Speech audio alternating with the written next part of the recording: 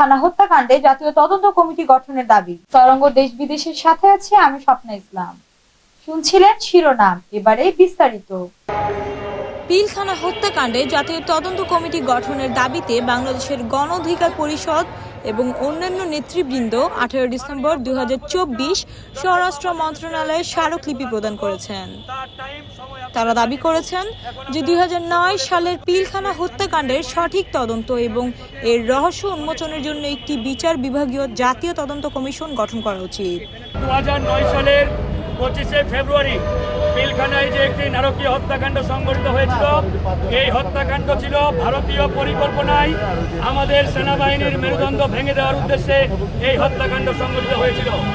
কিন্তু খুনি হাসিনার শাসনামলে এই পিলখানা হত্যাকাণ্ডের কোনো তদন্ত হয় নাই, কোনো বিচারও হয় নাই।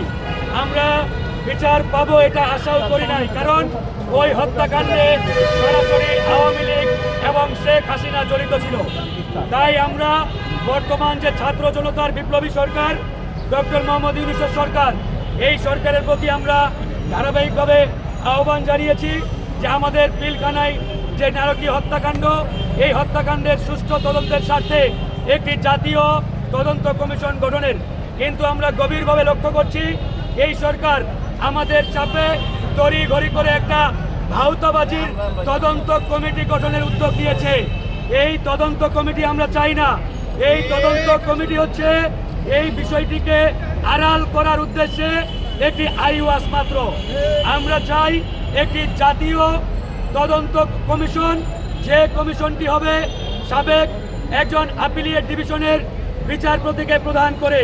সেখানে বিডিআর সাবেক যারা কর্মকর্তা আছেন তাদের মধ্য থেকে 1-2 জন থাকবেন, মানবাধিকার কর্মী 1-2 জন থাকবেন, গণহত্যা এক্সপার্ট আন্তর্জাতিকভাবে যারা স্বীকৃত এরকম 1-2 জন থাকবেন, আর্মির 2-1 জন থাকবেন, মানবাধিকার কর্মী থাকবেন।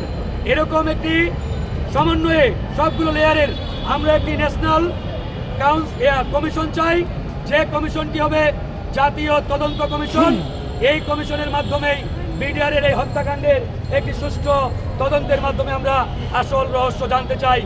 এদিন সাবেক সেনা সদস্য আমান, শহীদ মেজর তানভীর হাসানের স্ত্রী সহ গণ অধিকার পরিষদের নেতারা জাতীয় প্রেস ক্লাব থেকে একটি র্যালি মিছিল করে বাংলাদেশ সচিবালয়ে পৌঁছান।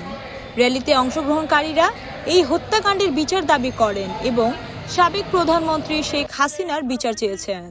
এটি একটি গুরুত্বপূর্ণ দাবি, কারণ পিলখানা হত্যাকাণ্ডের পেছনে কি ভারতীয় ষড়যন্ত্র ছিল তা নিয়ে নানা প্রশ্ন রয়েছে এবং নির্যাতিত পরিবারের সদস্যরা সুষ্ঠু তদন্তের জন্য যথাযথ পদক্ষেপের আহ্বান জানাচ্ছেন।